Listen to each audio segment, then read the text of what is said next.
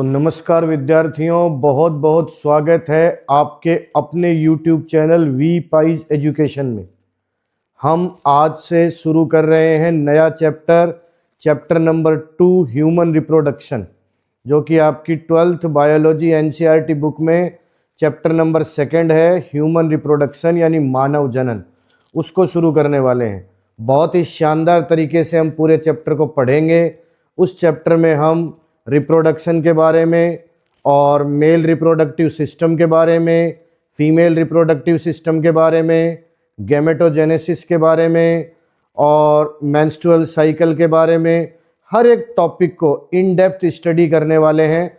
हर diagram की in depth study होगी। पूरा का पूरा टॉपिक जो आज तक आपको बहुत हार्ड लगता था, ये टॉपिक आपके लिए इतना आसान बनने वाला है कि आप इसे अंगुलियों पर याद रख सकते हो। ध्यान रखना, बायोलॉजी रटने का विषय नहीं है, बायोलॉजी समझने का और डायग्राम्स के थ्रू समझने का विषय है। तो बहुत ही शानदार तरीके से हम इसको शुरू करने वाले हैं।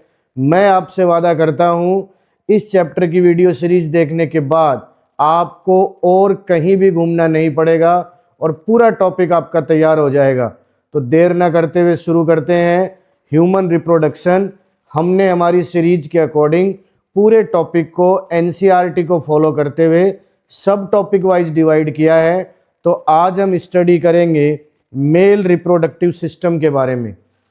आज के इस वीडियो में मेल रिप्रोडक्टिव सिस्टम की स्टडी होगी, बहुत ही शानदार।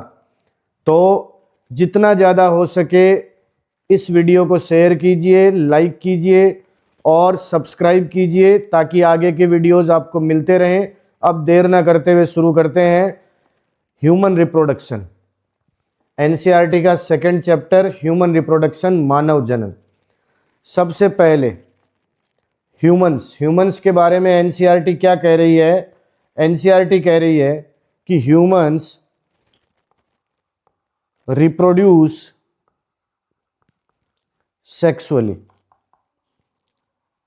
सेक्सुअली। ह्यूमन जो है वो सेक्सुअली रिप्रोडक्शन करता है, सेक्सुअल रिप्रोडक्शन करता है। ठीक है। साथ ही साथ NCERT कह रही है ह्यूमन जो है वो विविपेरस है। ह्यूमन जो है वो विविपेरस है। ठीक है। विविपेरस का मतलब क्या हुआ? Give birth to young ones, यानी हिंदी में इसे कहना चाहें तो सजीव प्रजक या जरायुज। सजीव प्रजक या जरायुज। मानव जो है वो सजीव प्रजक या जरायुज होता है, अर्थात विविपेरस होता है। It means human is viviparous. फिर कहा है यूनिसेक्सुअल। ह्यूमन यूनिसेक्सुअल है, यूनिसेक्सुअल। और डायोसियस है। यूनिसेक्सुअल और डायोसियस है, अर्थात नर और मादा अलग अलग होते हैं, मेल एंड फीमेल सेपरेट होते हैं। ठीक है। ये मेन पॉइंट NCERT ने मेंशन किया है। Reproduce sexually, human viviparous, give birth to young one, unisexual and dioecious. Clear है? इन पॉइंट्स को आपको ध्यान रखना है। फिर आगे NCERT कह रही है human reproduce involves the following event. मतलब ह्यूमन का जो रिप्रोडक्शन है उसमें कुछ इवेंट इन्वॉल्व होते हैं, उनके बारे में हम देखेंगे। सबसे पहले आता है गैमेटोजेनेसिस। फर्स्ट इज गैमेटोजेनेसिस, जिसे हिंदी में कहेंगे युग्मक जनन। गैमेटोजेनेसिस को हिंदी में कहेंगे युग्मक जनन। युग्मक जनन मीन्स फॉर्मेशन ऑफ गैमीट्स। और गैमीट्स की बात करें ह्यूमन में तो स्पर्म्स इन मेल्स, मेल में स्पर्म बनेंगे, और ओवा इन फीमेल्स, फीमेल में ओवा बनेंगे। ठीक है। ये है gametogenesis means formation of gametes, gametes का फॉर्मेशन होना, मेल में स्पर्म फॉर्म होंगे और फीमेल में ओवा फॉर्म होगा। सेकंड इवेंट आता है या सेकंड स्टेप आती है इंसेमिनेशन, जिसका मतलब हिंदी में होता है वीर्य सेचन। वीर्य सेचन इसको क्या कहते हैं? Transfer of sperms, transfer of sperms into the female genital tract. Transfer of sperms into the female genital tract मतलब स्पर्म्स जो हैं, शुक्राणु जो हैं, उनका मादा के जननांग में प्रवेश करना, मादा के जननांग में ट्रांसफर होना, स्थानांतरण होना क्या कहलाता है? वीर्य सेचन या इंसेमिनेशन कहलाता है। फिर आता है थर्ड फर्टिलाइजेशन, जिसे कहते हैं निषेचन। निषेचन, ठीक है, सीधी सी बात है, आपको पता है fusion of gametes, fusion of gametes, fusion of gametes, ठीक है, गैमीट्स का फ्यूजन होना and formation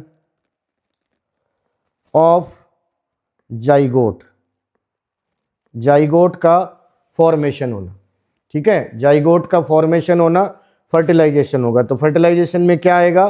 fusion of gamete आएगा और जाइगोट का फ्यूजन ऑफ गैमीट होगा, गैमीट का फ्यूजन होगा तो उसके बाद जाइगोट फॉर्मेशन हो जाएगा, ठीक है। तो gametogenesis, insemination, third fertilisation. Fourth आता है ब्लास्टोसिस्ट डेवलपमेंट, यानी ब्लास्टोसिस्ट की रचना होना, ब्लास्टोसिस्ट की रचना या निर्माण, ठीक है। जो जाइगोट फॉर्म होगा, डिप्लॉइड जाइगोट फॉर्म होगा, फिर उसमें माइटोटिक डिवीजन होंगे और उससे एक सेलुलर स्ट्रक्चर फॉर्म होगी, जिससे फिर ब्लास्टोसिस्ट फॉर्म होगा, ब्लास्टोसिस्ट। तो इसके लिए लिख सकते हैं formation and development of blastocyst, यानी ब्लास्टोसिस्ट का निर्माण होना, फॉर्मेशन होना और फिर उसका डेवलपमेंट होना, ये आता है ब्लास्टोसिस्ट डेवलपमेंट में। फिर नंबर 5 पर आता है इम्प्लांटेशन, यानी अंतर्रोपण, अंतर्रोपण, इम्प्लांटेशन यानी अंतर्रोपण। इसमें हम क्या देखते हैं? Attachment of blastocyst, attachment of blastocyst to the uterine wall, यानी जो गर्भाशय की दीवार है उससे ब्लास्टोसिस्ट अटैच हो जाता है, उससे ब्लास्टोसिस्ट जुड़ जाना क्या कहलाएगा? अंतर्रोपण या इम्प्लांटेशन कहलाएगा। फिर आता है जेस्टेशन या गर्भावधि, गर्भावधि इसको कहते हैं embryonic development, embryonic development period, embryonic development period यानी जो भ्रूण है उसका डेवलपमेंट, उसका परिवर्धन कितनी अवधि में होता है, वो जो अवधि है वो है गर्भावधि। और ह्यूमन में वो अप्रोक्स 9 मंथ्स की है, अप्रोक्स 9 मंथ, ह्यूमन में वो अप्रोक्सीमेटली 9th मंथ की है, ठीक है। चलो जी, तो ये हुआ blastocyst development, implantation, then gestation. अब आगे आता है पर्ट्यूरिएशन, ठीक है। पर्ट्यूरिएशन यानी प्रसव, हिंदी में जिसे कहेंगे प्रसव। प्रसव का मतलब क्या हुआ? डिलीवरी ऑफ द बेबी, यानी शिशु का जन्म हो जाना, शिशु का जन्म हो गया, वो प्रक्रिया क्या है? प्रसव कहलाएगी, ठीक है। तो ये 7 स्टेप्स हैं ये इवेंट्स हैं, 7 इवेंट्स हैं।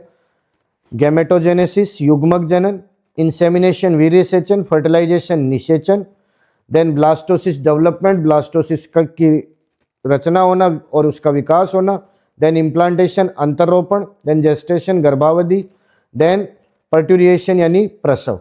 इन इवेंट्स में जो रिप्रोडक्शन है ह्यूमन का, सेक्सुअल रिप्रोडक्शन, वो डिवाइड होता है पार्ट वाइज। देन आगे हम देखें reproductive events occur after puberty, यानी जब यौवनारंभ प्रारंभ होता है तब रिप्रोडक्टिव इवेंट स्टार्ट होते हैं। ठीक है, ह्यूमन जो वो लाइफ लॉन्ग, मतलब ऐसा नहीं है कि स्टार्टिंग से एंड तक रिप्रोडक्शन करता है, उसका एक टाइम पीरियड है, प्यूबर्टी के बाद रिप्रोडक्शन स्टार्ट होता है। तो reproductive events occur after puberty. ठीक है, देन नेक्स्ट स्पर्म फॉर्मेशन, ध्यान देना इस बात का, ये आप इंपॉर्टेंट पॉइंट है। स्पर्म फॉर्मेशन जो है वो स्पर्म मेल में फॉर्म होंगे, वो कंटिन्यू रहते हैं, कंटिन्यूज। ठीक है, कंटिन्यू रहते हैं मतलब ओल्ड एज तक भी रहेंगे, लास्ट तक भी स्पर्म फॉर्म होते रहेंगे मेल में। ठीक है, लेकिन फीमेल में क्या होता है, बट फॉर्मेशन ऑफ ओवा सीजेज, इस वर्ड को यूज हो रहा है इन वुमन, मतलब फीमेल में एक टाइम पीरियड पर जाकर जो ओवा है उसका फॉर्मेशन बंद हो जाता है। ठीक है, कब, लगभग कब तक, around the age of 50 years. NCERT इसको मेंशन कर रही है भैया, 50 ईयर्स की एज के लगभग जाकर ओवा प्रोडक्शन बंद हो जाता है, विच इज कॉल्ड मीनोपॉज। उसको मीनोपॉज बोलते हैं, ध्यान रखना इस बात का। ठीक है, ये पॉइंट्स एनसीईआरटी ने मेंशन किए हैं। अब हम आते हैं मेल रिप्रोडक्टिव सिस्टम पर। मेल रिप्रोडक्टिव सिस्टम, सबसे पहली बात, आपको ये जो डायग्राम एनसीईआरटी ने दे रखा है, ये डायग्राम आपको बना के देखना है, अच्छे से प्रैक्टिस करनी है। ठीक है, जिन जिन मेन डायग्राम्स की प्रैक्टिस आपको करनी होती है, उन डायग्राम्स को मैं आपके लिए खुद ड्रॉ करके बना के लाता हूं, ताकि आप उससे इंस्पायर होके आप भी उसे ड्रॉ करें और प्रैक्टिस करें। ठीक है ना, समझ में आई बात आपके? तो ये जो कॉम्प्लिकेटेड डायग्राम्स हैं, जैसे बोर्ड के स्टूडेंट्स की बात करें तो मेल रिप्रोडक्टिव सिस्टम का ये डायग्राम, और आगे जब हम फीमेल रिप्रोडक्टिव सिस्टम देखेंगे तो उसका डायग्राम, ये दोनों डायग्राम बहुत इंपॉर्टेंट है। बोर्ड में तो डायग्राम बनाने का क्वेश्चन भी आ जाता है 1.5 मार्क्स का, तो आपको डायग्राम्स की प्रैक्टिस करनी है। इस चैप्टर की सबसे बड़ी स्पेशलिटी भी यही है, इसके डायग्राम बहुत बहुत बहुत इंपॉर्टेंट है, ध्यान रखना।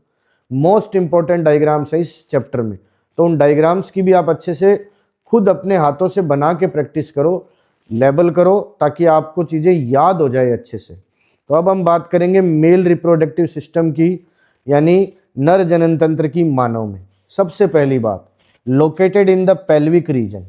पेल्विक क्षेत्र जो है, श्रोणी क्षेत्र जिसे कहते हैं, उस क्षेत्र में ये लोकेटेड रहता है। इट इंक्लूड्स, इसमें क्या क्या इंक्लूड होता है? सबसे पहली बात, प्राइमरी सेक्स ऑर्गन। ठीक है, प्राइमरी सेक्स ऑर्गन में हम देखेंगे क्या होता है, ए पेयर ऑफ टेस्टिस, जिसे हिंदी में वृषण कहा जाता है। हिंदी में क्या कहते हैं? वृषण, टेस्टिस। ये जो टेस्टिस हैं ये पेयर में होते हैं। ठीक है, टेस्टिस पेयर में होते हैं, इन्हें हिंदी में वृषण कहते हैं। ये जो टेस्टिस, एक ये है एक ये पेयर में होते हैं, ध्यान रखना इस बात का। ये प्राइमरी सेक्स ऑर्गन है। फिर हम आगे चलते हैं, आगे आती हैं एसेसरी डक्ट्स। एसेसरी डक्ट्स आती हैं, जिनको हिंदी में कह सकते हैं सहायक नलिकाएं। सहायक नलिकाएं, हिंदी में जिसे सहायक नलिकाएं कहते हैं, ध्यान रखना।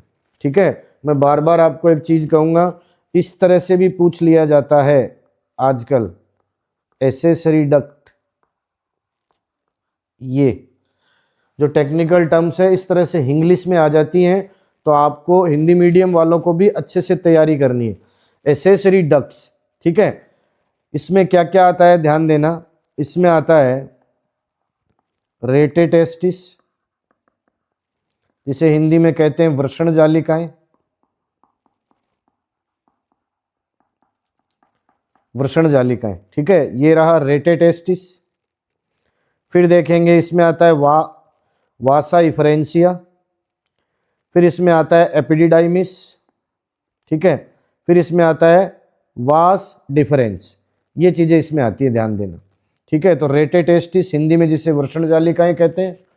फिर अगला आता है वासा इफरेंसिया,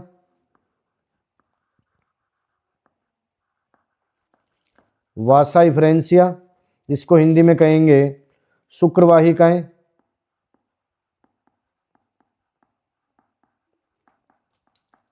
शुक्रवाहिकाएं। फिर आता है एपिडिडाइमिस,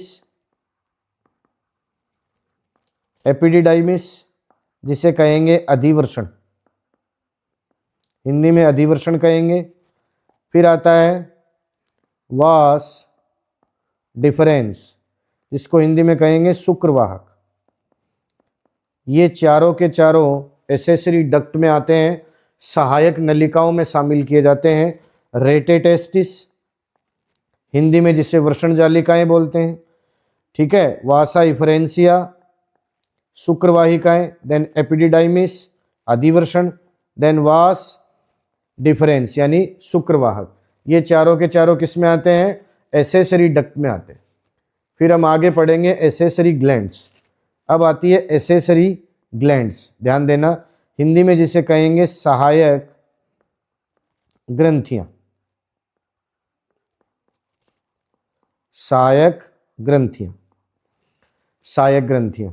इसमें क्या क्या इंक्लूड होता है ध्यान देना, इसमें इंक्लूड होती हैं सेमिनल वेसिकल्स और प्रोस्टेट, ठीक है, prostate seminal vesicle, then prostate, then bulbourethral gland. इसमें क्या क्या इंक्लूड होता है यहीं पर मेंशन कर देता हूं, paired seminal vesicle, seminal vesicles ये पेयर्ड है, ध्यान रखना, जिसे हिंदी में शुक्राशय कहते हैं। फिर आती है ए प्रोस्टेट, प्रोस्टेट, प्रोस्टेट एक होती है, ध्यान देना, प्रोस्टेट जिसको हिंदी में पुरस्थ बोलते हैं। देन आता है paired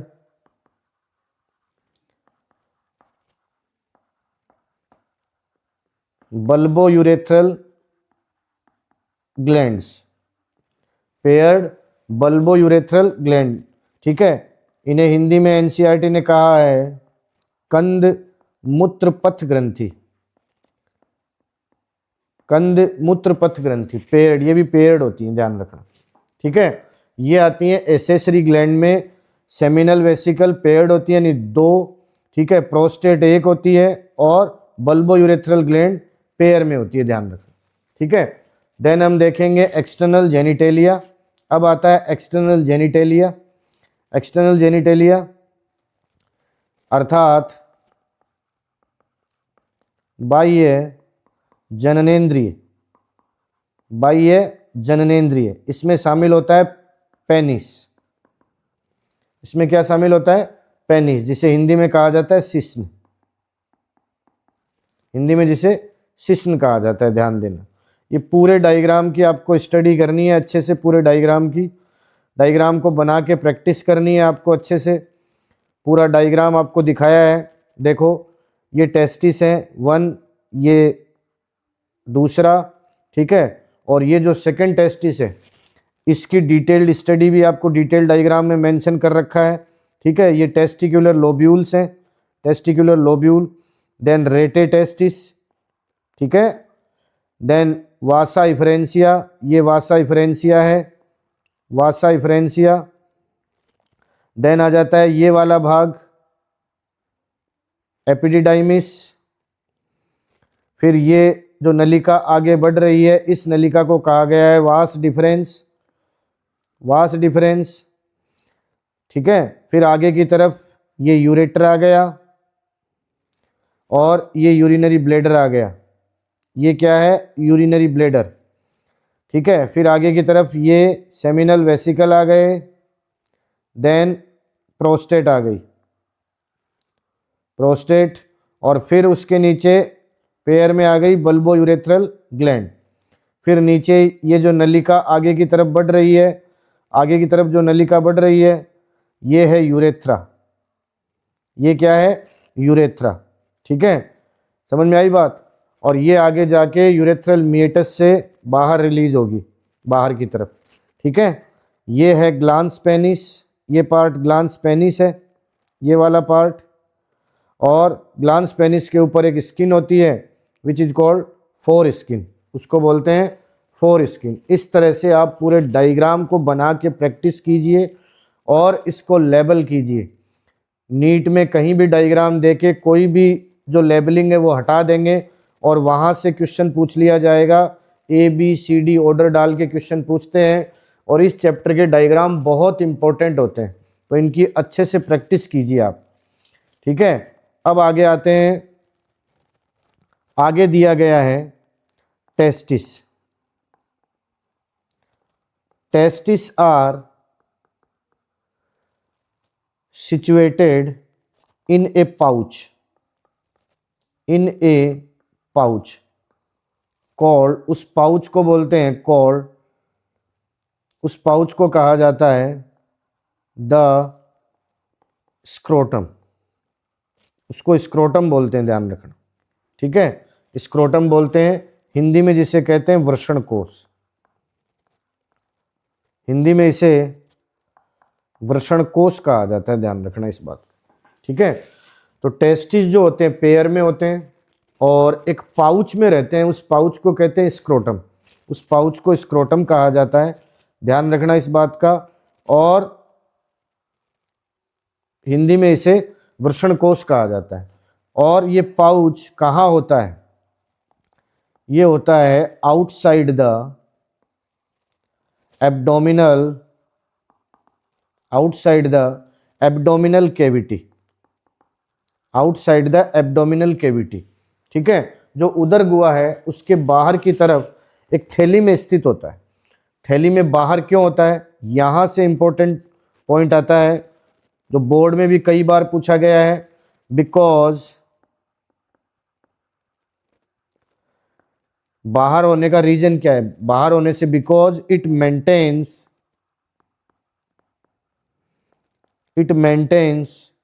a temperature, maintains a temperature 2 to 2.5 degree centigrade, मतलब 2 to 2.5 डिग्री सेंटीग्रेड, 2 से 2.5 डिग्री सेंटीग्रेड टेम्परेचर को लोअर रखता है बाहर रहने से, centigrade lower than the internal body temperature, internal body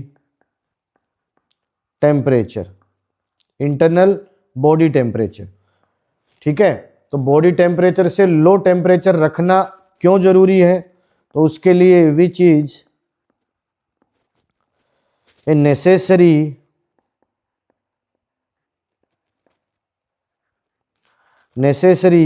for spermatogenesis, शुक्राणुओं का जनन अच्छे से हो और उनका परिवर्धन अच्छे से हो, इसलिए जो टेस्टिस है, वृषण है, उनको एब्डोमिनल कैविटी या उदर गुहा के बाहर रखा जाता है ताकि 2 to 2.5 degree centigrade lower temperature पर वो रहें, ठीक है। हम बात करें इनकी, यहाँ ईच टेस्टिस, उसमें कुछ चीज़ें हैं, ध्यान देना। शेप भी की बात की गई है, शेप, तो शेप एनसीईआरटी ने बताई है ओवल, ओवल शेपेड होते हैं, ध्यान रखना इस बात का। साइज दी है 4 to 5 centimetre long, 4 to 5 centimetre long and 2 to 3 centimetre wide, ये दिया है साइज। ध्यान देना, ये जो मेजरमेंट एनसीईआरटी देती है, ये चाहे नीट हो चाहे सीयूईटी के एग्जाम हो, इन दोनों में स्टेटमेंट वाइज क्वेश्चन आ सकते हैं, ध्यान रखना। स्टेटमेंट में थोड़ा सा फेरबदल कर देगा, मतलब इसके मेजरमेंट में थोड़ा चेंजमेंट कर देगा और हमें राइट स्टेटमेंट ढूंढना होगा। तो इस चीज़ को आपको ध्यान रखना है कि 4 to 5 centimetre and 2 to 3 centimetre wide, 4 to 5 centimetre long and 2 to 3 centimetre wide, ध्यान रखना, ठीक है। And contains about 250 compartments,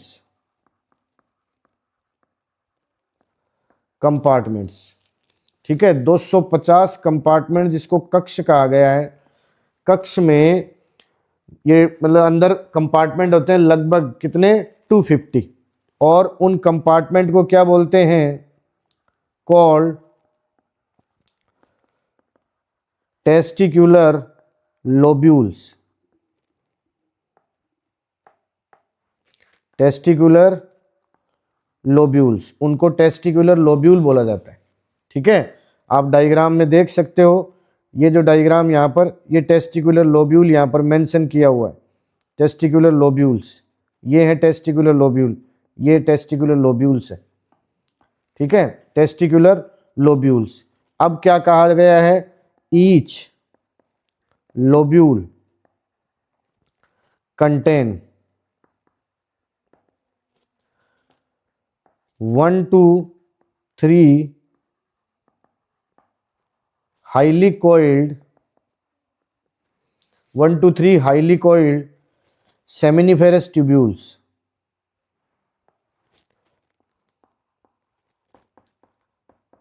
seminiferous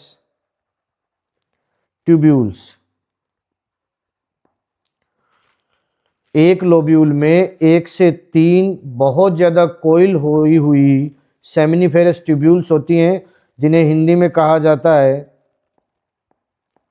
शुक्रजनक नलिकाएं। Hindi में क्या कहते हैं, शुक्रजनक नलिकाएं कहा जाता है इनको, शुक्रजनक नलिकाएं, ठीक है। समझ में आई बात, शुक्रजनक नलिकाएं बोलते हैं इनको।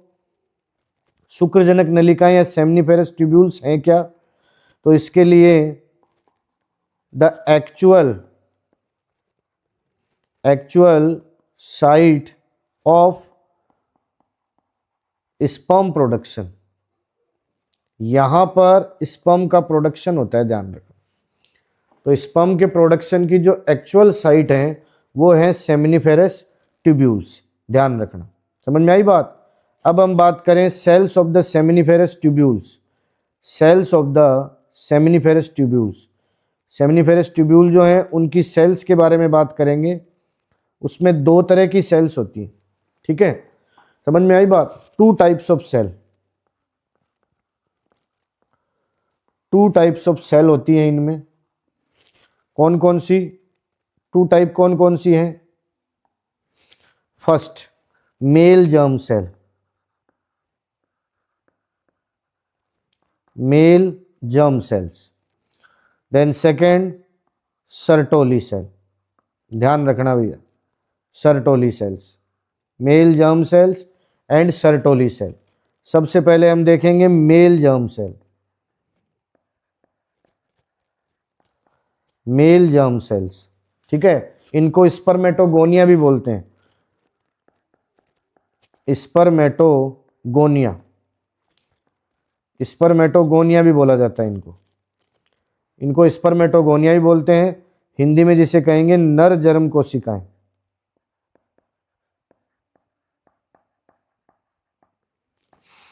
नर जर्म कोशिकाएं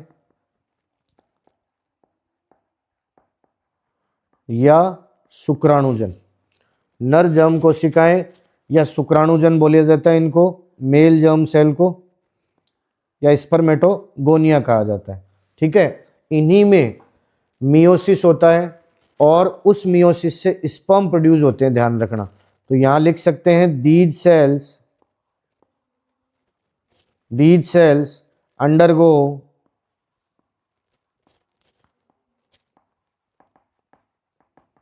meiotic divisions, undergo meiotic divisions to produce sperm, sperm को प्रोड्यूस करती हैं, ध्यान देना। ठीक है, समझ में आई बात आपकी। तो these cells undergo meiotic division, मतलब कौन सी सेल में, स्पर्मेटोगोनिया या मेल जर्म सेल में मियोसिस होता है और उससे स्पर्म फॉर्म होते हैं, ध्यान रखना है, स्पर्म प्रोड्यूस होते हैं। अब हम आते हैं सर्टोली सेल पर,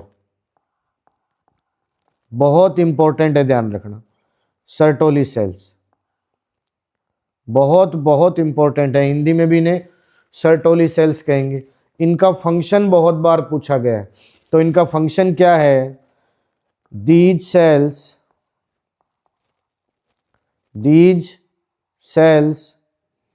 प्रोवाइड न्यूट्रिशन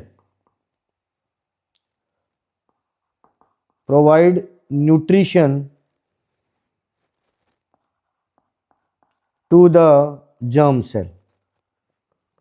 ये जर्म सेल को न्यूट्रिशन प्रोवाइड करवाती है, ध्यान रखना इस बात का। ठीक है, समझ में आई बात? जर्म सेल को न्यूट्रिशन प्रोवाइड करवाती है। और आप देखोगे कुछ हॉर्मोन्स भी हैं, उनका सीक्रेशन भी होता है, वो चीज़ें हम बाद में देखेंगे। ठीक है, अब इन जो सेमनीफेरस ट्यूब्यूल्स हैं, सेमनीफेरस ट्यूब्यूल जो अभी हमने देखी थी, उनमें the reason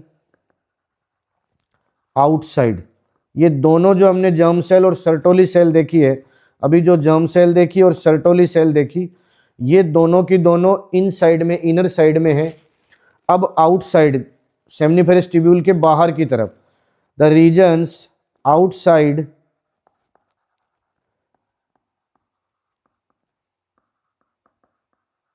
the seminiferous tubules called, बाहर के रीजन को क्या बोलते हैं, एरिया को क्या बोलते हैं? कॉल्ड, ध्यान देना इस वर्ड पर, इंटरस्टिशियल स्पेस। इंटरस्टिशियल स्पेस, जिसको हिंदी में कहा जाता है अंतराली अवकाश, अंतराली अवकाश। ठीक है, तो सेमनीफेरस ट्यूब्यूल्स या शुक्रजनक नलिकाएं जो हैं, उनके बाहर के क्षेत्र को इंटरस्टिशियल स्पेस या अंतराली अवकाश कहा जाता है। उसमें क्या क्या होता है? Contain small blood vessels, small blood vessels, ठीक है, यानी रुधिर वाहिकाएं, छोटी रुधिर वाहिकाएं, छोटी रुधिर वाहिकाएं, छोटी रुधिर वाहिकाएं होती हैं। ठीक है, और क्या होता है? और इंपॉर्टेंट पोर्शन होता है, वो है इंटरस्टिशियल सेल्स, इंटरस्टिशियल सेल्स, और उनको बोलते हैं Leydig cell, Leydig cells. Interstitial cells और लीडिंग सेल, हिंदी में जिन्हें कहते हैं अंतराली कोशिकाएं, अंतराली कोशिकाएं या लीडिंग कोशिकाएं, या लीडिंग कोशिकाएं, अंतराली कोशिकाएं या लीडिंग कोशिकाएं। ठीक है, समझ में आई बात? तो जो आउटर साइड है या आउटसाइड है सेमनीफेरस ट्यूब्यूल्स की, उसको कहते हैं इंटरस्टिशियल स्पेस। उस इंटरस्टिशियल स्पेस में स्मॉल ब्लड वेसल्स होती हैं। आप कह सकते हो interstitial space contains small blood vessels and interstitial cell और लीडिंग सेल, ध्यान रखना। समझ में आई बात? अब यहां पर इंपॉर्टेंट पॉइंट हम डिस्कस कर सकते हैं, ये लीडिंग सेल के बारे में, दोनों नाम याद रखना, इंटरस्टिशियल सेल और लीडिंग सेल। तो इसके लिए हम लिख सकते हैं these cells synthesise, synthesise, note कर लेना इस चीज को, and secrete synthesise and secrete androgen, ध्यान देना,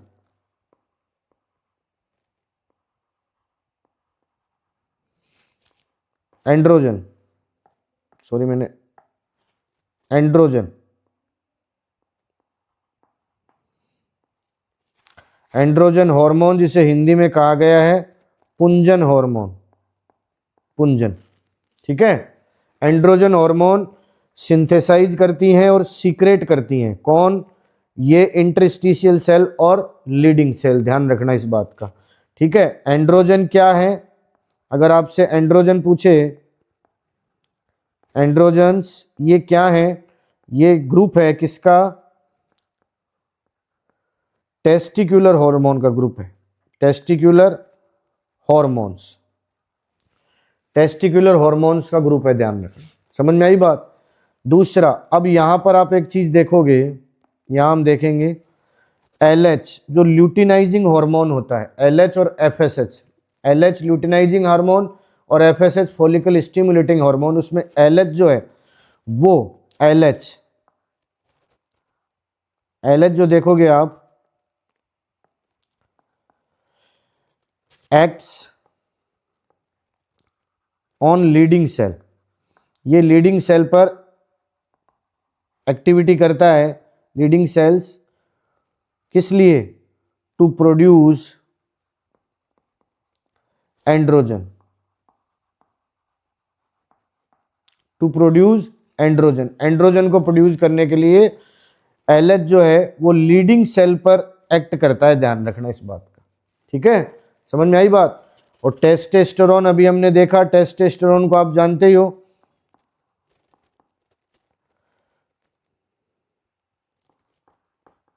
टेस्टोस्टेरोन ये क्या है भैया, ये है the male sex hormone, testosterone male sex hormone है, मेल सेक्स हार्मोन, ठीक है, समझ में आई बात आपकी। तो ये ध्यान रखना, आप अगर वहां भी देखना चाहो सर्टोली सेल का, तो सर्टोली सेल के लिए मैं यहाँ मेंशन कर देता हूँ, यहाँ स्पेस नहीं है, सर्टोली सेल के लिए भी यहाँ लिख देता हूँ, यहाँ आप देखोगे FSH, यहाँ आपका डिफरेंस भी हो जाएगा, FSH follicle stimulating hormone acts on Sertoli cell, Sertoli cells to stimulate factors for spermiogenesis, spermiogenesis मतलब सर्टोली सेल पर एक्ट करता है ताकि कुछ फैक्टर्स जो स्टिमुलेट करता है किसके लिए, स्पर्मियोजेनेसिस के लिए, ध्यान रखना इस बात का, ठीक है। अब हम आते हैं male accessory duct and pathway, male accessory ducts जो हमने देखी थी उनका पाथवे हमें देखना है, ठीक है, मतलब उसमें हम कह सकते हैं स्पर्म्स कैसे मूव करेंगे, स्पर्म्स मूव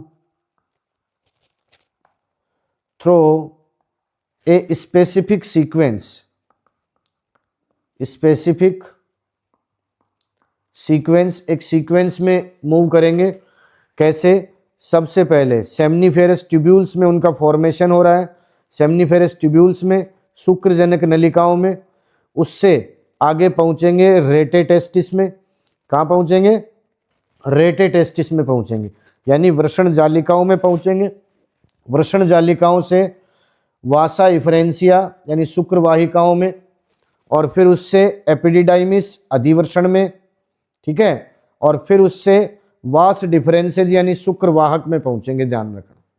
ये इनका ऑर्डर है, आगे मैं पूरा ऑर्डर भी आपको बता दूंगा, पूरा ऑर्डर भी हम डिस्कस कर लेंगे, पूरा का पूरा स्पर्म का जो वे है, पाथवे है, उसको हम डिस्कस करने वाले हैं आगे। अभी आपको वास डिफरेंस तक बताया है, कहाँ से, सेमनीफेरस ट्यूब्यूल से स्टार्ट हुआ, देन रेटेटेस्टिस वृषण जालिकाएं, देन वासा इफरेंसिया शुक्रवाहिकाएं, then epididymis, then vas deferens, ठीक है, ये इनका ऑर्डर है, ध्यान रखना। अब आगे चलें तो वास डिफरेंस तक आ गया, तो आगे देखें the vas deferens,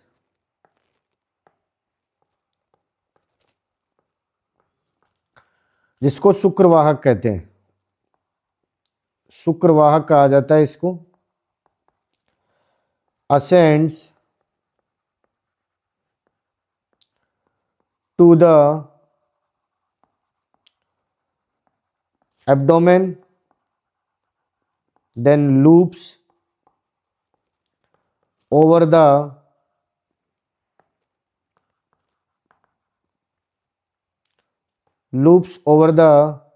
urinary bladder, loops over the urinary bladder and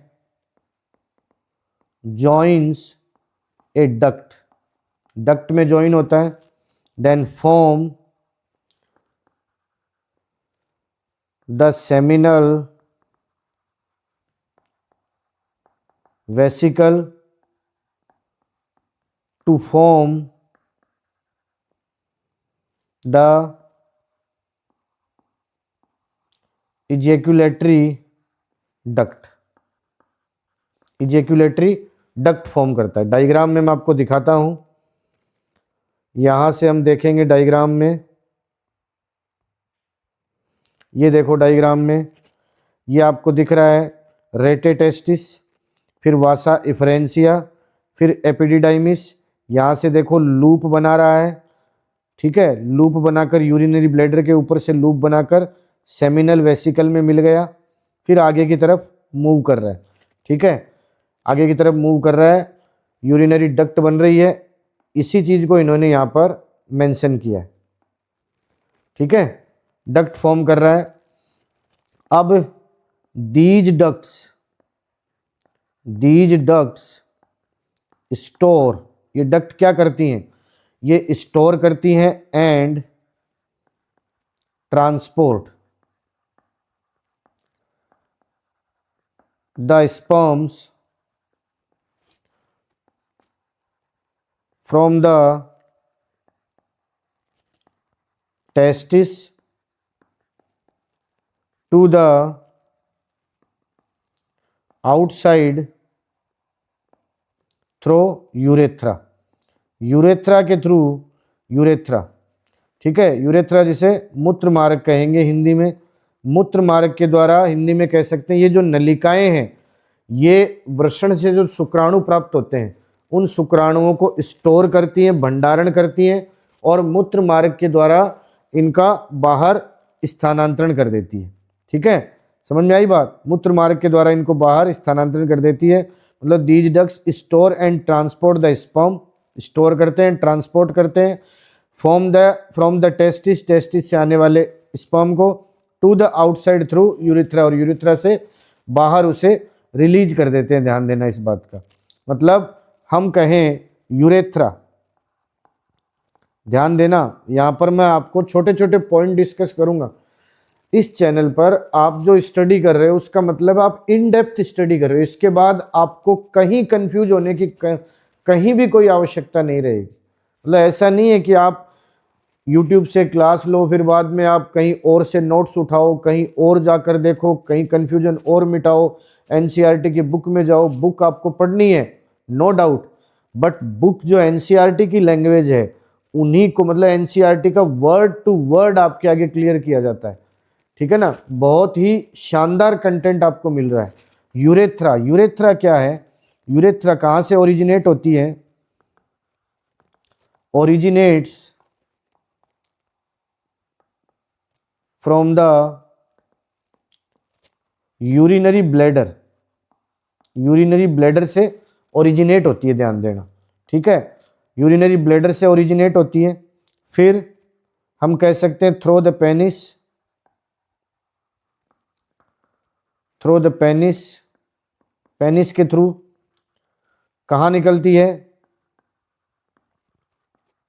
urethral meatus में, यूरेथ्रल मिएटस, यूरेथ्रल मिएटस क्या है, ये एक्सटर्नल ओपनिंग है, ध्यान देना, एक्सटर्नल ओपनिंग है, ठीक है, मतलब यूरेथ्रा जिसे हिंदी में कहा गया है मूत्र मार्ग, ये यूरिनरी ब्लैडर यानी मूत्राशय, इसका मतलब जो मूत्र मार्ग है मूत्राशय से निकला थ्रू द पेनिस, शिश्न से होता हुआ, शिश्न से होता हुआ, और यूरेथ्रल मीएटस यानी मूत्राशय मुख,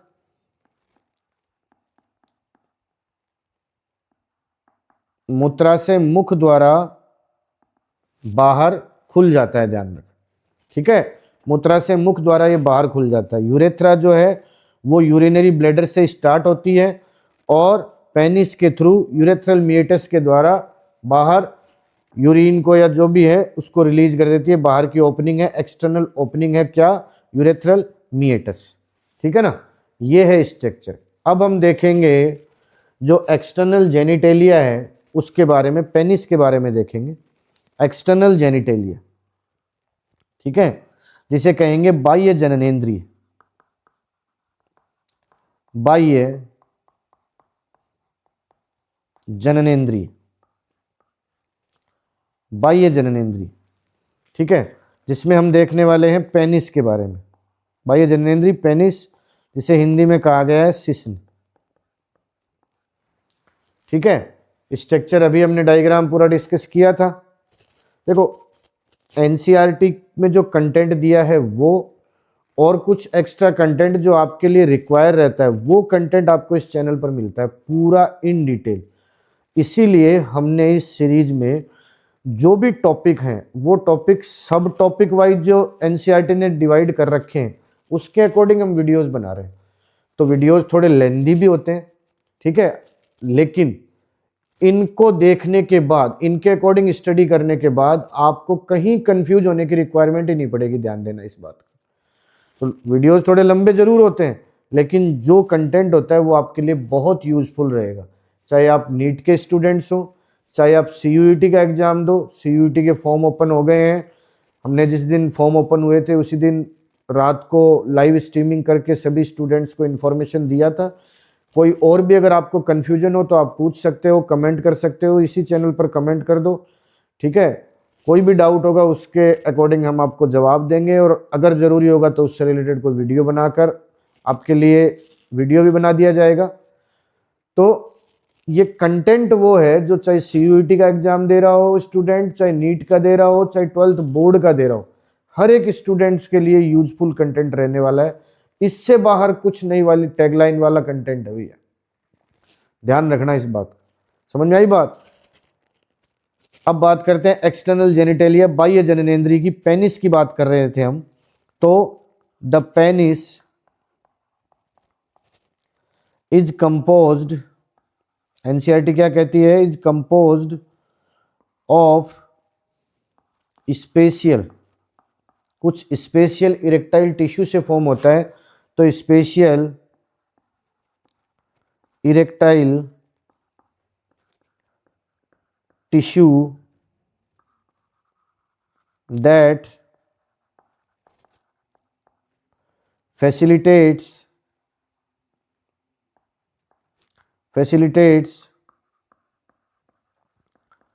इंसेमिनेशन। मतलब ये जो शिश्न है ये विशेष उत्तकों से बनता है, और ये उत्तक इस शिश्न को इरेक्शन या उद्घर्षण, इरेक्शन को एनसीईआरटी ने शुद्ध हिंदी में कहा है उद्घर्षण में सहायता करते हैं। भैया ध्यान रखें, इरेक्शन या उद्घर्षण में ये सहायता करते हैं। अब पेनिस की जो टिप है, तो the tip of penis, penis की जो टिप है उसको बोलते हैं ग्लांस पेनिस, ठीक है, और उस पे जो स्किन होती है उसको बोलते हैं फोर स्किन। ध्यान देना, the tip of penis is called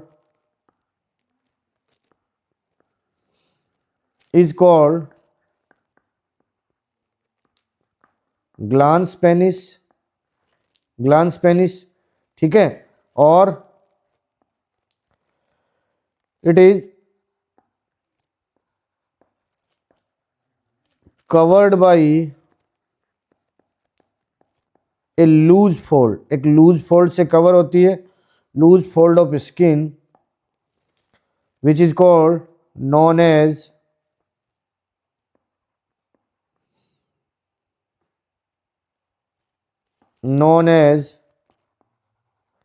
the foreskin, उसको बोलते हैं फोर स्किन, हिंदी में जिसे कहा जाता है अग्रछद, अग्रछद। ठीक है, तो ग्लांस पेनिस और ग्लांस पेनिस जो होता है वो फोर स्किन से कवर होता है, यानी अग्रछद से कवर होता है, ध्यान रखना इस बात। ठीक है, चलो सा, अब हम आते हैं मेल एसेसरी ग्लैंड्स पर, जिन्हें हिंदी में हम कह सकते हैं नर लिंग सहायक ग्रंथियां। नर लिंग सहायक ग्रंथियां, इनके बारे में देखेंगे हम। मेल एसेसरी ग्लैंड या नर लिंग सहायक ग्रंथियां। ठीक है, इनमें कौन कौन आता है? इनमें सेमिनल वेसिकल्स आते हैं, प्रोस्टेट आती है और बल्बो यूरेथ्रल ग्लैंड आती है। हमने देखा है सेमिनल वेसिकल पेयर में, हमने डायग्राम में भी देखा था, प्रोस्टेट सिंगल और बल्बो यूरेथ्रल ग्लैंड पेयर में। ध्यान रखना इस बात का। ठीक है, समझ में आई बात? इनके ऑर्डर को भी ध्यान रखना, सीधी बात है। आपको अगर ध्यान नहीं रहे तो छोटा सा एक ट्रिक बता दूं आपको, एसपी बुलबुल, एसपी बुलबुल, ये इसका ट्रिक है।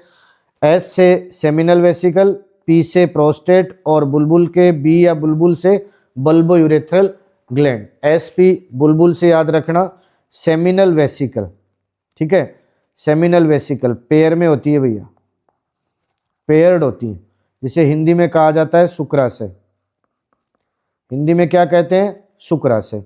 देन प्रोस्टेट, प्रोस्टेट जिसको हिंदी में कहते हैं पुरस्थ, और सिंगल होती है, ध्यान रखना सिंगल होती है। ठीक है, तीसरी बल्बो यूरेथ्रल ग्लैंड। ठीक है, बल्बो यूरेथ्रल ग्लैंड ये भी पेयर्ड होती है। कंद मूत्र पथ ग्रंथियां, बल्बो यूरेथ्रल ग्लैंड ये भी पेयर होती है। ठीक है ना, इनके ऑर्डर को ध्यान रखना आप।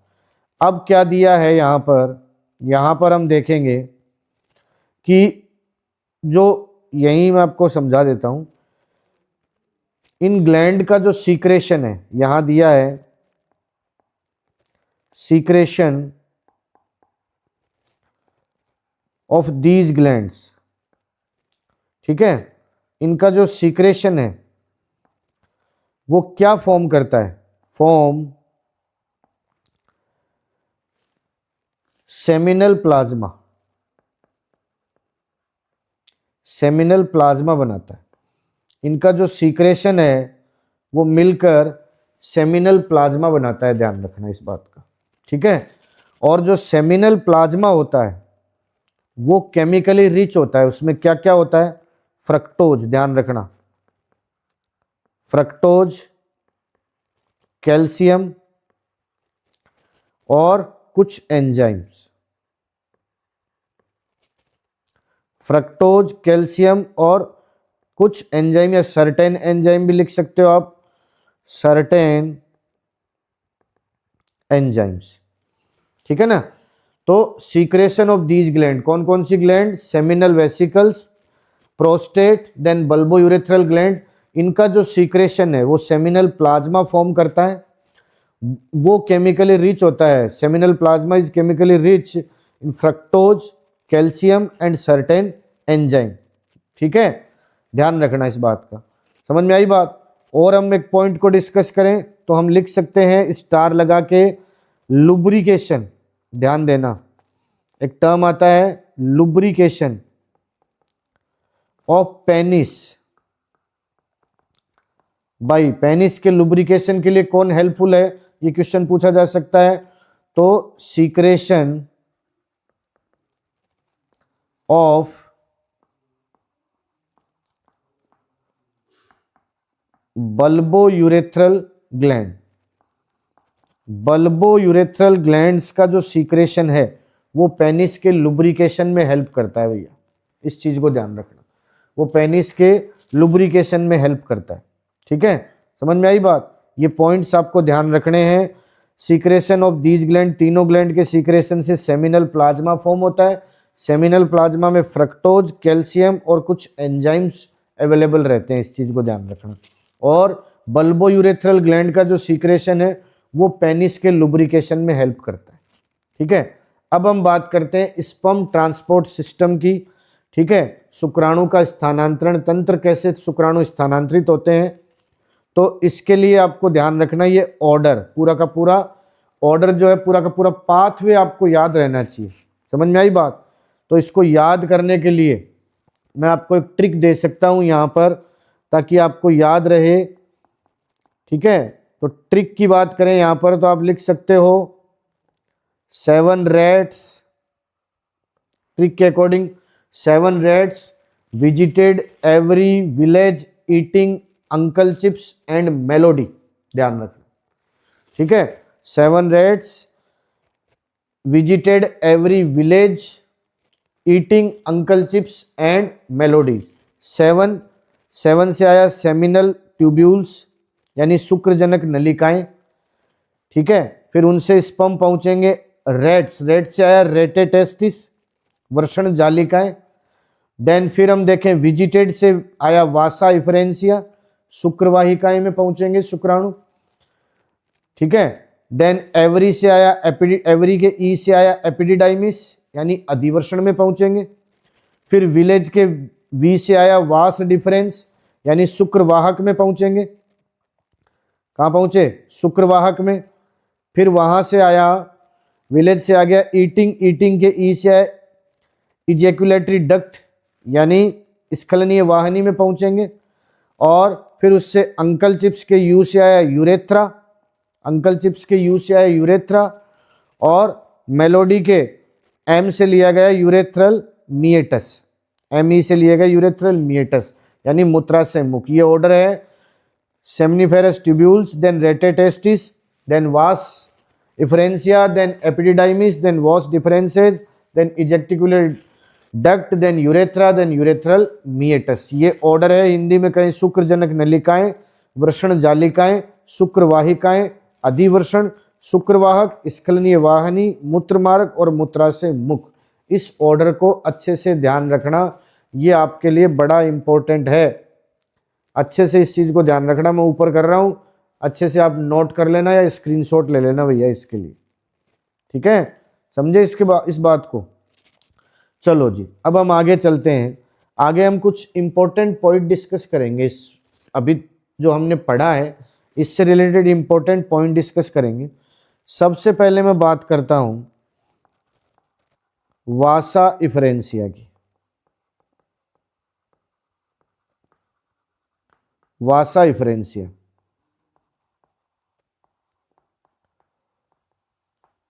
शुक्रवाहिका। ठीक है, समझ में आई बात? ये क्या करती है, ध्यान देना। ये वासा इफरेंसिया और वास डिफरेंस ये आपस में मिक्सअप हो जाते हैं, कंफ्यूज कर देते हैं स्टूडेंट्स को। इसीलिए मैं बार बार कहूंगा इस चैनल पर आपको 12th बोर्ड, नीट और सीयूईटी से रिलेटेड पूरा फुल डिटेल कंटेंट मिलेगा। जहां जहां स्टूडेंट कंफ्यूज होते हैं, जहां जहां उनसे गलतियां होती हैं, जो जो डायग्राम उनको हार्ड लगते हैं, मतलब जहां आप कंफ्यूज होते हो उनका क्लैरिफिकेशन मिलेगा। साथ ही साथ जो टॉपिक हार्ड मिलेंगे उनके लिए आपको ट्रिक्स मिलेंगी। जो डायग्राम आपको हार्ड लगते हैं उनको बना के आपको मतलब हैंड ड्रॉन डायग्राम मिलेंगे, ताकि आप प्रैक्टिस कर सको। समझ में आई बात आपके? तो यहाँ कंफ्यूजन होता है वास इफरेंसिया और वास डिफरेंस में, तो वो हमें यहाँ से डाउट को क्लियर करना है। तो वासा इफरेंसिया क्या है? तो वासा इफरेंसिया क्या करती है? Connects rete testis to epididymis. Short में है, चाहे नोट कर लेना, चाहे आप स्क्रीनशॉट लगा लेना भैया। ठीक है, वासा इफरेंसिया कनेक्ट करती है रेटेटेस्टिस को किससे? एपिडिडाइमिस से। ध्यान रखना इस बात। तो वास डिफरेंस क्या होता है? वास डिफरेंस, वास डिफरेंस पीछे जाकर डायग्राम देखना, डायग्राम बनाने की प्रैक्टिस करना, आपकी एनसीईआरटी की बुक से डायग्राम को देखना। ठीक है, वही चीज मैं मेंशन कर रहा हूं। वास डिफरेंस जिसे हिंदी में कहा जाता है शुक्रवाहक, शुक्रवाहक ये क्या कनेक्ट करता है? Connects epididymis,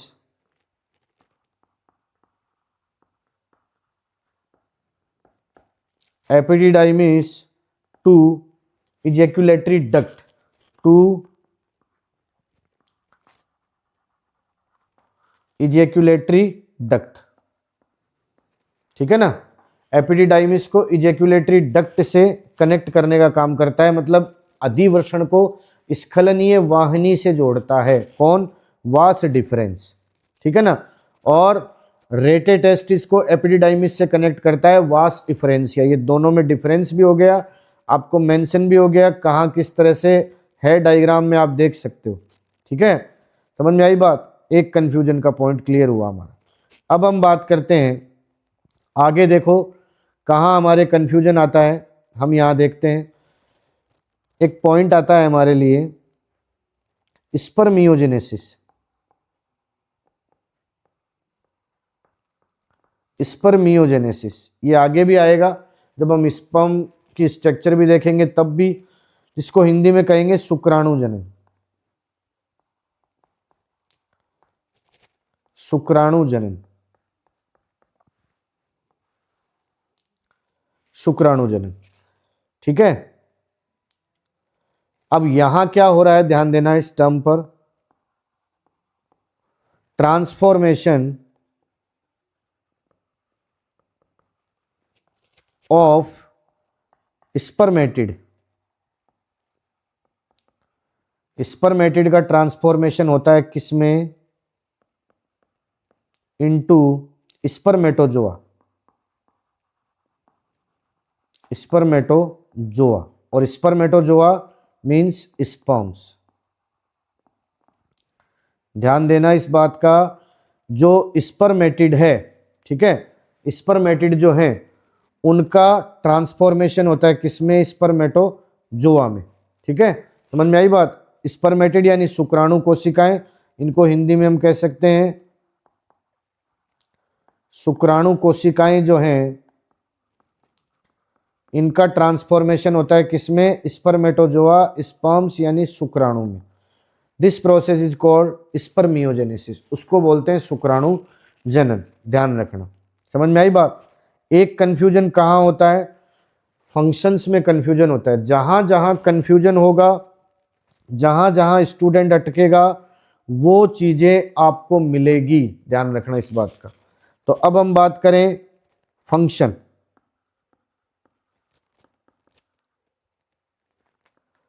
function of, function की बात करें तो सर्टोली सेल, सर्टोली सेल का फंक्शन और लीडिंग सेल का फंक्शन, इन दोनों में कंफ्यूजन होता है। तो सर्टोली सेल, सर्टोली सेल का फंक्शन है provide nutrition to the germ cell. जो जर्म सेल है उनको न्यूट्रिशन प्रोवाइड कराती है सर्टोली सेल। ध्यान रखना, सर्टोली सेल का मेन फंक्शन ये है भैया। देन दूसरा Leydig cell,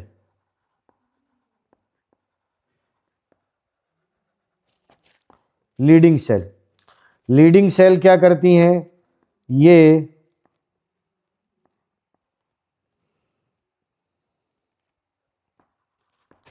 make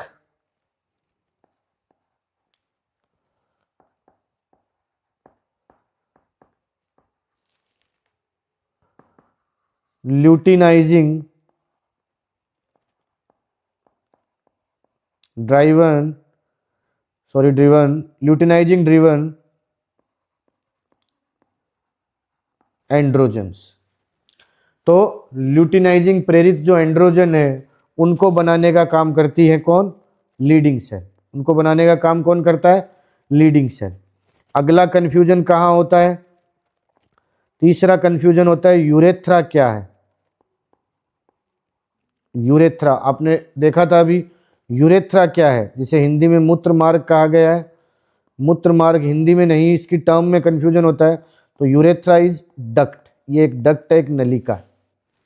then urethral meatus, urethral meatus, urethral meatus क्या है? ये है मूत्राशय मुख, ठीक है, इट मीन्स ये क्या है, एक्सटर्नल ओपनिंग, एक्सटर्नल ओपनिंग है भैया, ध्यान देना, ये क्या है, एक्सटर्नल ओपनिंग है भैया, समझ में आई बात आपकी। ठीक है, यूरेथ्रा मूत्र मार्ग यानी डक्ट और यूरेथ्रल मिएटस यानी एक्सटर्नल ओपनिंग है। तो ये था हमारा चैप्टर नंबर 2 ह्यूमन रिप्रोडक्शन का सब टॉपिक मेल रिप्रोडक्टिव सिस्टम। अब मेल रिप्रोडक्टिव सिस्टम से रिलेटेड कुछ PYQs हैं, वो हम डिस्कस करेंगे, जो नीट में आए हुए हैं प्रीवियस ईयर क्वेश्चंस, उनको डिस्कस करते हैं। तो यहाँ पर हम फर्स्ट क्वेश्चन देख रहे हैं, question first, identify the correct option ABCD with respect to spermatogenesis. हमें जो GNRH है ये इस तरह से बनाया हुआ क्वेश्चन है, ये इस तरह से, ठीक है। इसका ऑर्डर बताना है, जो स्पर्मेटोजेनेसिस है उसके अकॉर्डिंग ऑर्डर दिया हुआ है, जहां जहां ए, जैसे यहां पर A B C और D, इनको हमें मेंशन करना है कि ये क्या है। ठीक है, तो मैं आपको बता दूं बहुत ही अच्छा क्वेश्चन है। यहां से हम देखेंगे, जैसे ये LH ल्यूटिनाइजिंग हार्मोन, तो ये A पर क्या आएगा, FSH, यहाँ आएगा फॉलिकल स्टिमुलेटिंग हार्मोन आएगा। ठीक है, देन बी यहां पर आएगा लीडिंग सेल,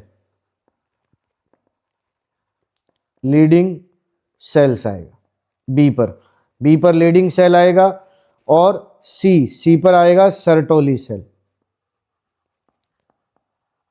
सर्टोली सेल आएगा। फिर एंड्रोजन है, इधर फैक्टर है, इधर फॉर्मेशन ऑफ स्पर्मेटिड है, और डी में आएगा स्पर्मियोजेनेसिस, स्पर्मियोजेनेसिस, ये आएगा स्पर्मियोजेनेसिस, ये ऑर्डर है स्पर्मियोजेनेसिस।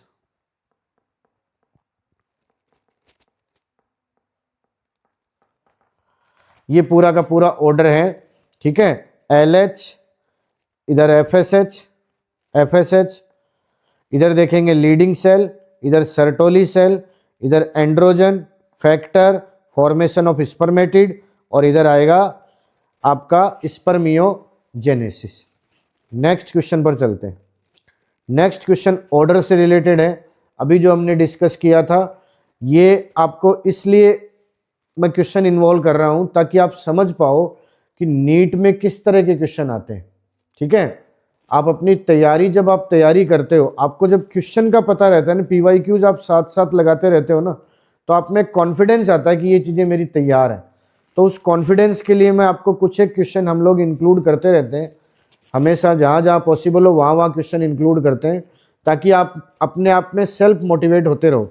तो ये है the select the correct sequence for transport of sperm cell in male reproductive system. जो करेक्ट सीक्वेंस हमें बताना है, स्पर्म सेल जो या स्पर्म्स जो है उनका ट्रांसपोर्टेशन का, या वो ट्रांसपोर्ट होने का करेक्ट जो सीक्वेंस है वो हमें बताना है। तो यहाँ पर हम देखेंगे seminiferous tubules, option number A में, rete testis, then vasa efferentia, then epididymis, then vas deferens, then ejaculatory duct, then urethra, और देन यूरेथ्रल मिएटस। ये बिल्कुल सही है, पहला ही ऑप्शन सही है, आगे जाने की रिक्वायरमेंट ही नहीं है आपको।